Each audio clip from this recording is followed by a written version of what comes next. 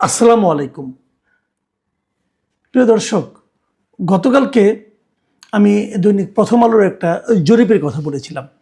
সেই জরিপে তারা অনেকগুলো প্রশ্ন করেছিল এবং তারা একটা একটা করে প্রশ্ন নিয়ে আলাদা আলাদা রিপোর্ট করছে।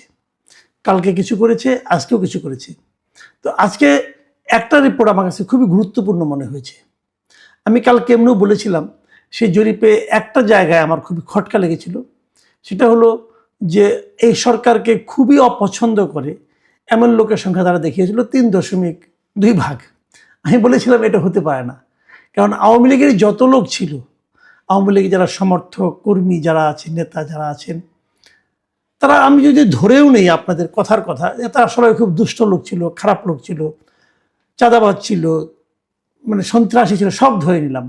কিন্তু এই সরকার আসার কারণে তাদের সেই সমস্ত কর্মকাণ্ড তো বন্ধ হয়ে গেছে। তো বন্ধ হয়ে গেলে তারা কি এই সরকারকে পছন্দ করবে? করবে না।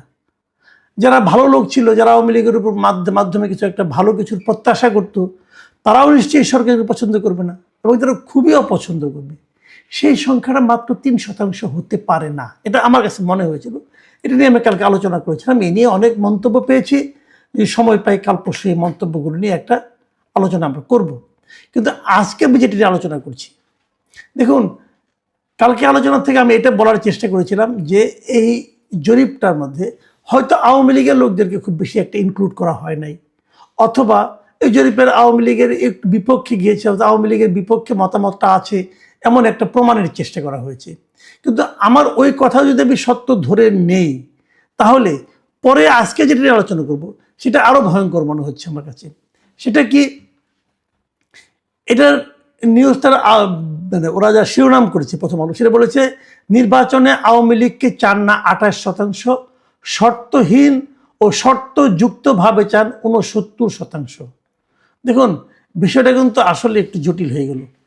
যে 69% মানুষ বলতেছে যে তারা আওয়ামী লীগকে নির্বাচনে চান। এদের মধ্যে কেউ কেউ বলেছেন যে না, এই শর্তে চাই। শর্তগুলি কেমন? তাদের ক্ষমা প্রার্থনা করতে হবে, তাদেরকে বিচার করতে হবে, তারপরে চাই। আবার কেউ কেউ বলেছে না, কোনো শর্তই দেওয়া চলবে না, তারা নির্বাচন করবেন, এবং নির্বাচন করার পর যদি তাদের জনগণ প্রত্যাখ্যান করে তাহলে তার প্রত্যাখ্যাত হলো, না হলে তাকে নির্বাচনের বাইরে রাখার কোনো রকম গণতান্ত্রিক অধিকার এই সরকারের নাই। এটা অনেকে বলেছে। এখন সেখানে আমি একটা জিনিস, যেমন ওই প্রশ্নটা ছিল, আমি সেটা আপনাদের আরো ভেঙে ভেঙে বলি। প্রশ্নটা ছিল যে আগামী জাতীয় সংসদ নির্বাচনে গণ অভ্যুত্থানে পতিত দল আওয়ামী লীগের অংশগ্রহণ সম্পর্কে আপনার মতামত কি? দেখুন, প্রশ্নটার মধ্যে কিন্তু আওয়ামী লীগকে খুবই ছোট করে দেখানো হয়েছে যে গণ অভ্যুত্থানে পতিত দল, তার মানে আওয়ামী লীগ অবশ্যই গণ অভ্যুত্থানে পতিত হয়েছে, এটা নিয়ে আমার কোনো আপত্তি নেই। কিন্তু যখন 1 বছর 1.5 বছর পর যখন এই প্রশ্নটা করা হয়েছে, উত্তরদাতাকে আবারও স্মরণ করিয়ে দেওয়া হয়েছে যে এই দলটা কিন্তু গণ অভ্যুত্থানে পতিত। তার মানে এই দলের প্রতি আপনার সিম্প্যাথি না দেখালেও কোনো সমস্যা নেই, এই ধরনের একটা ইঙ্গিত কিন্তু প্রশ্নের মধ্যে আছে। সেরকম ইঙ্গিত থাকা সত্ত্বেও উত্তরটা কি এসেছে শুনেন। উত্তরটা এসেছে যে 27.8% উত্তরদাতা বলেছেন বিনা শর্তে আওয়ামী লীগকে ভোটে অংশ নিতে দেওয়া উচিত। আমি মনে করি এটাই আসলে আওয়ামী লীগের মূল সমর্থক। তারা 27.8% লোক এরা বলেছে যে কোনো রকম শর্ত টর্ত না, আওয়ামী লীগকে নির্বাচনে অংশ নিতে দেওয়া উচিত। আর 26% উত্তরদাতার মতে শাস্তি ও সংস্কার হলে আওয়ামী লীগ নির্বাচনে অংশ নিতে পারে। তার মানে প্রায় কাছাকাছি 26% লোক মনে করেছে যে আওয়ামী লীগের যদি একটা শাস্তি দেওয়া হয়, অথবা আওয়ামী লীগ যদি নিজেদের মধ্যে কিছু সংস্কার করে, তাহলে তাদের নির্বাচনে অংশ নিতে দেওয়া উচিত। আর 14.8% মানুষ তারা বলেছে যে আনুষ্ঠানিকভাবে যদি আওয়ামী লীগ ক্ষমা চায়, তাহলে আওয়ামী লীগকে নির্বাচনে অংশ নিতে দেওয়া উচিত। মানে আওয়ামী লীগ বলবে যে আমরা যা করেছি এই সময়টাতে তারা ভুল করেছি, এটা বললেই তাদেরকে ক্ষমতায় যেতে দেওয়া, নির্বাচন করতে দেওয়া উচিত। এই তার মানে 3টা ধারণা। একটা হলো বিনা শর্তে দেওয়া উচিত, আরেকটা ধারণা শাস্তি ও সংস্কারের কারণে দেওয়া উচিত, মাধ্যমে দেওয়া উচিত, আরেকটা ধারণা হলো যদি তারা ক্ষমা চায় তাহলেই দেওয়া উচিত। এই 3টা যোগ করলে দাঁড়ায় 69.2%।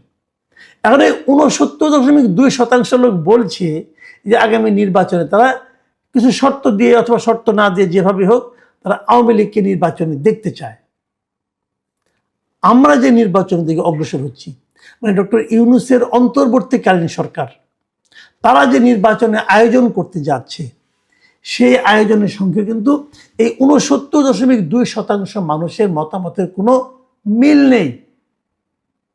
এই যে এত লোক বলছে যে আওয়ামী লীগকে নির্বাচনে অংশ নিতে দেওয়া উচিত, আর সরকার বলছে যে আওয়ামী লীগ নির্বাচন করতে পারবে না, তাহলে সেই নির্বাচনে সাধারণ মানুষের প্রতিনিধিত্ব, দেশের সমস্ত মানুষের যে মতামত, তাকে সত্যিকার অর্থে প্রতিফলিত হবে?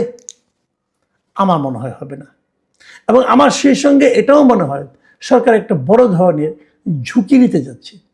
দেখুন প্রিয় দর্শক, এটা যেন আমি সকালের নিউজটা পড়লাম, পরে বিকেলের দিকে আমি আমার যে এই ইউটিউব চ্যানেলটা আছে সেখানেই আমি একটা জরিপের মতো করেছি, যে এই প্রশ্নটা আমি করেছি।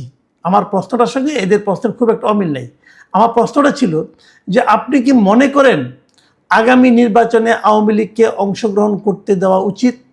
আমি প্রশ্নটা ছোট করে করেছি। উত্তর কি এসেছে দেখেন, 72% লোক বলেছে অবশ্যই নির্বাচনে অংশ নিতে দেওয়া উচিত। তার মানে ওখানে ছিল 69.1%, সবগুলি যোগ করলে, আর আমার এখানে হচ্ছে 72%, মানে কাছাকাছি। কিন্তু মানে সাধারণ মানুষের যে মতামতটা, এটা প্রথম আলো এবং আমার এখানে প্রায় একই রকম হয়েছে। আর নির্বাচনে অংশ নিতে দেওয়া উচিত নয় বলেছে 21% লোক। অপরাধের জন্য ক্ষমা চাইলে নির্বাচন করতে দেওয়া উচিত বলছে 5% লোক, আর 2% লোক কোনো মন্তব্য করতে চায় নাই। আমার এখানে গত 5 ঘন্টায় আমি দেখেছি সেখানে 11,000 লোক ভোট দিয়েছে। 11,000 লোক কিন্তু তারা বাংলাদেশি। তারা আওয়ামী লীগ, বিএনপি, জামাত এদের কারো না কারোকে ভোট দেয় অথবা অন্য কোনো দলকে ভোট দেয়। তাদের মধ্যে 72% লোক বলেছে যে আওয়ামী লীগকে নির্বাচনে অংশ নিতে দেওয়া উচিত।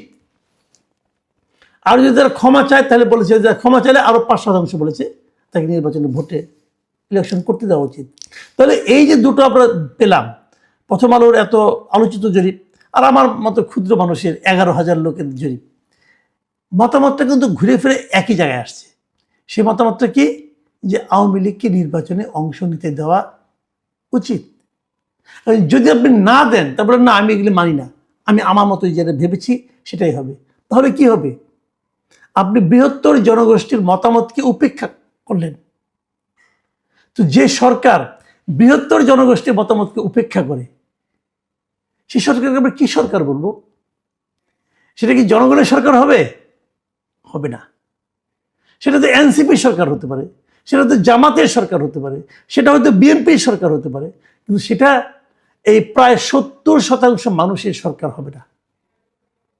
তো 70% মানুষের মতামতকে উপেক্ষা করে আপনি কিছু একটা করে ফেলবেন ভাই, সেটা কি ইতিহাস আপনাকে ক্ষমা করবে?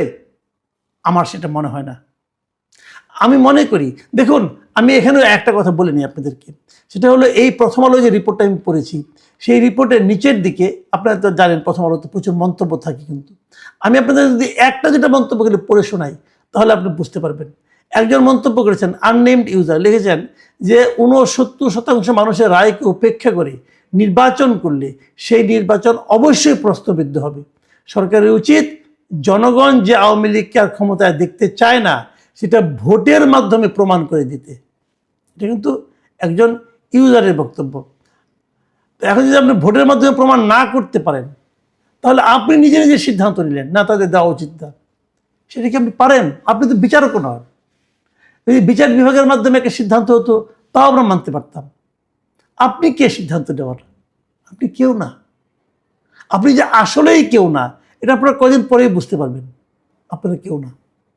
আপনারা মনে করছেন আপনাদের সব কিছু করার ম্যান্ডেট আছে, এই মনে করা আপনার মধ্যে সীমাবদ্ধ। এই দেশের মানুষ সেটা মনে করে কিনা সেটা আপনি জানেন না এবং জানার চেষ্টাও করেন নাই। এই জায়গাটাতেই আপনারা পিছিয়ে আছেন। এবং প্রত্যেকটা শাসক, আমি তাদের স্বৈরাচারী শাসকই বলবো, তারা জনগণের পালসটাকে এভাবেই উপেক্ষা করে, এবং উপেক্ষা করার ফল কিন্তু তাদের জন্য কোনোভাবেই সুখকর হয় না। অতীতেও হয় নাই, আগামীতেও হবে না। প্রিয় দর্শক, এখন এই পর্যন্তই।